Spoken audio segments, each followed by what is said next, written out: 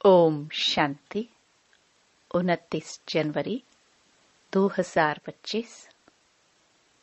बाबा के महावाक्य। मीठे बच्चे, तुम्हें अपने योग बल से ही विकर्म विनाश कर पावन दुनिया बनानी है। यही तुम्हारी सेवा है। प्रश्न: देवी देवता धर्म की कौन सी विशेषता गाई हुई है? उत्तर: देवी देवता धर्म ही बहुत सुख देने वाला है। वहां दुख का नाम निशान नहीं। तुम बच्चे 3 हिस्सा सुख पाते हो। अगर आधा सुख आधा दुख हो तो मजा ही न आए। ओम शांति। भगवानुवाच। भगवान ने ही समझाया है कि कोई मनुष्य को भगवान नहीं कहा जा सकता। देवताओं को भी भगवान नहीं कहा जाता। भगवान तो निराकार है। उनका कोई भी साकारी व आकारी रूप नहीं है। सूक्ष्म वतन वासियों का भी सूक्ष्म आकार है, इसलिए उसको कहा जाता है सूक्ष्म वतन। यहाँ साकारी मनुष्य तन है, इसलिए इसको स्थूल वतन कहा जाता है। सूक्ष्म वतन में यह स्थूल 5 तत्वों का शरीर होता नहीं। यह 5 तत्वों का मनुष्य शरीर बना हुआ है। इनको कहते हैं मिट्टी का पुतला। सूक्ष्म वतन वासियों को मिट्टी का पुतला नहीं कहेंगे। डेटी देवता धर्म वाले भी है मनुष्य, परंतु उनको कहेंगे दैवी गुण वाले मनुष्य। यह दैवी गुण प्राप्त किए हैं शिव बाबा से। दैवी गुण वाले मनुष्य और आसुरी गुण वाले मनुष्यों में कितना फर्क है। मनुष्य ही शिवालय व वेश्यालय में रहने लायक बनते हैं। सत्युग को कहा जाता है शिवालय। सत्युग यहाँ ही होता है, कोई मूल वतन व सूक्ष्म वतन में नहीं होता है। तुम बच्चे जानते हो वह शिव बाबा का स्थापन किया हुआ शिवालय है। कब स्थापन किया? संगम पर। यह पुरुषोत्तम युग है। अभी यह दुनिया है पतित तमो प्रधान।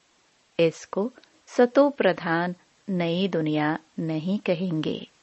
नई दुनिया को सतो प्रधान कहा जाता है। वही फिर जब पुरानी बनती है तो उसको तमो प्रधान कहा जाता है। फिर सतो प्रधान कैसे बनती है? तुम बच्चों के योग बल से। योग बल से ही तुम्हारे विकर्म विनाश होते हैं और तुम पवित्र बन जाते हो।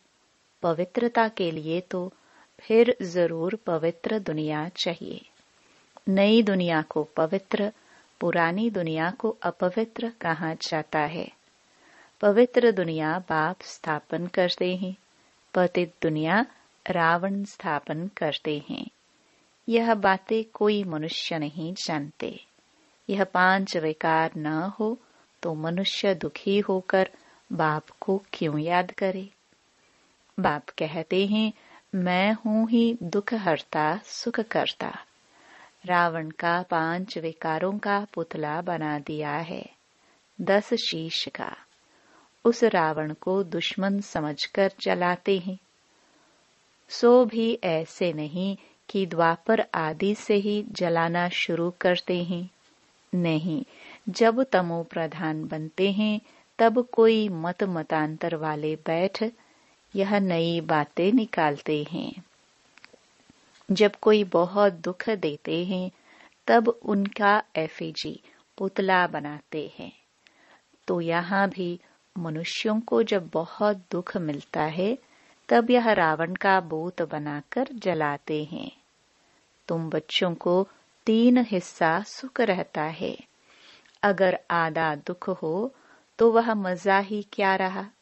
बाप कहते हैं तुम्हारा यह देवी देवता धर्म बहुत सुख देने वाला है।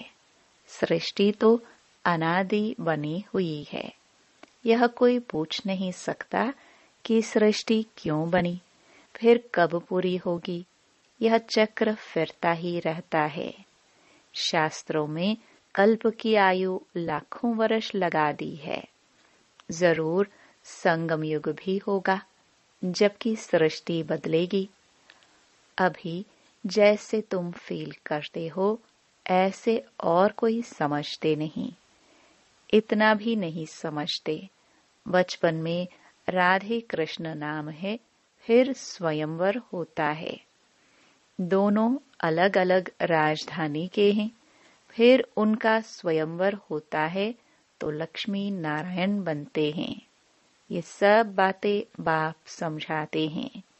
बाप ही नॉलेजफुल है, ऐसे नहीं कि वह जानी जाननहार है। अब तुम बच्चे समझते हो, बाप तो आकर नॉलेज देते हैं। नॉलेज पाठशाला में मिलती है। पाठशाला में एम ऑब्जेक्ट तो जरूर होनी चाहिए। अभी तुम पढ़ रहे हो, छीछी दुनिया में राज्य नहीं कर सकते। राज्य करेंगे गुलगुल दुनिया में। राजयोग कोई सतयुग में थोड़े सिखाएंगे। संगम युग पर ही बाप राजयोग सिखलाते हैं। यह बेहद की बात है। बाप कब आते हैं किसको भी पता नहीं। घोर अंधियारे में है। ज्ञान सूर्य नाम से जापान में वो लोग अपने को सूर्यवंशी कहलाते हैं। वास्तव में सूर्यवंशी तो देवताएं ठहरे। सूर्यवंशियों का राज्य सतयुग में ही था। गाया भी जाता है ज्ञान सूर्य प्रगटा। तो भक्ति मार्ग का अंधियारा विनाश। नई दुनिया सो पुरानी, पुरानी दुनिया सो फिर नई होती है। यह बेहद का बड़ा घर है। कितना बड़ा मंडवा है। सूर्य चांद सितारे कितना काम देते हैं। रात्रि को बहुत काम चलता है।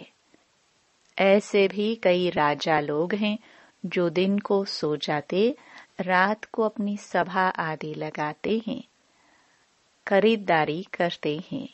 यह अभी तक भी कहां कहां चलता है। मील्स आदि भी रात को चलती हैं। यह है हद के दिन रात, वह है बेहद की बात। यह बातें सिवाय तुम्हारे और किसी की बुद्धि में नहीं है। शिव बाबा को भी जानते नहीं। बाप हर बात समझाते रहते हैं। ब्रह्मा के लिए भी समझाया है। प्रजापिता ब्रह्मा है। बाप जब सृष्टि रचते हैं तो जरूर किसमें प्रवेश करेंगे। पावन मनुष्य तो होते ही सतयुग में हैं। कलयुग में तो सब विकार से पैदा होते हैं, इसलिए पतित कहा जाता है। मनुष्य कहेंगे विकार बिगर सृष्टि कैसे चलेगी।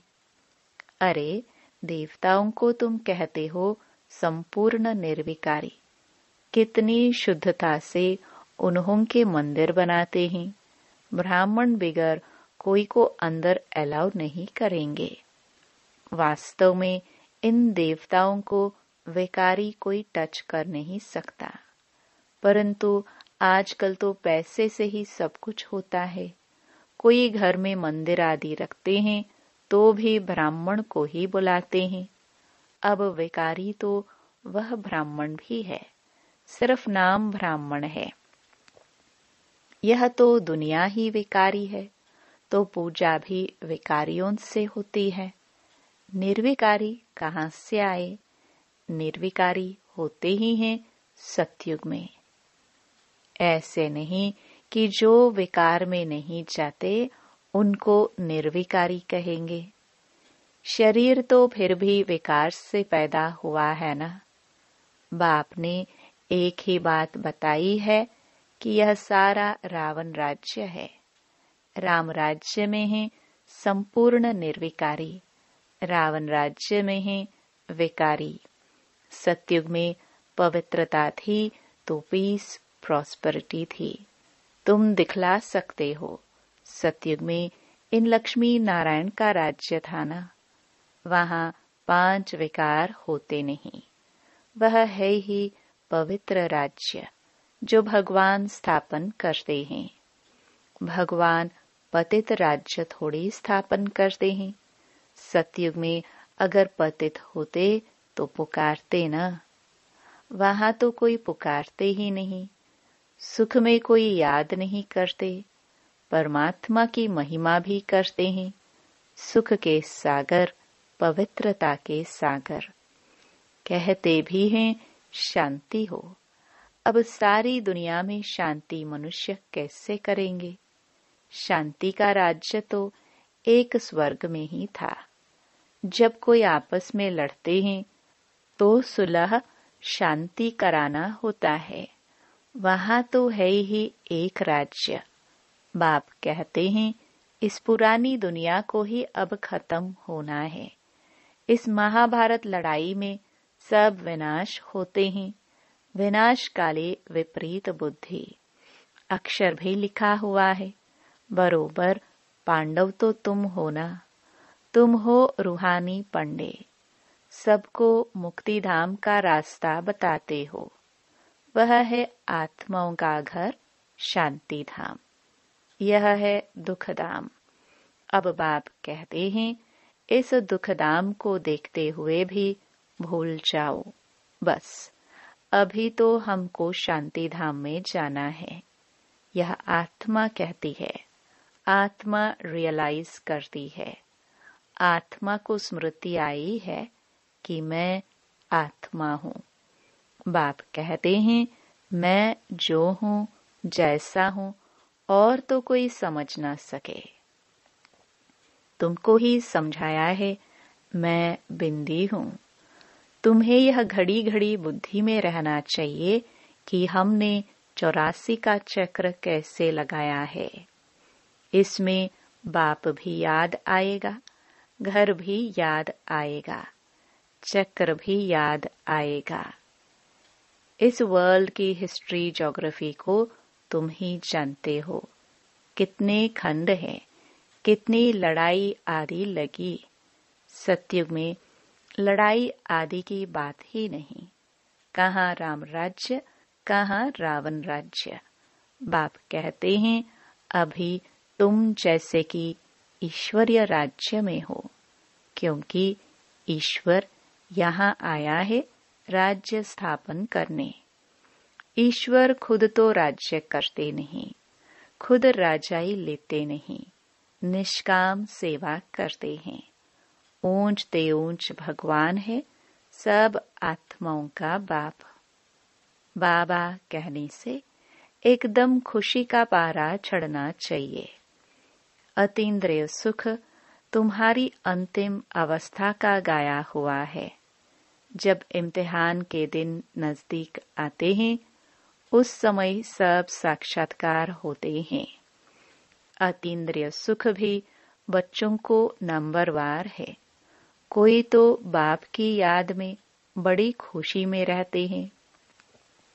तुम बच्चों को सारा दिन यही फीलिंग रहे कि ओहो बाबा, आपने हमें क्या से क्या बना दिया। आपसे कितना न हमें सुख मिलता है। बाप को याद करते प्रेम के आंसू आ जाते। कमाल है, आप आकर के हमको दुख से छुड़ाते हो। विषय सागर से क्षीर सागर में ले चलते हो।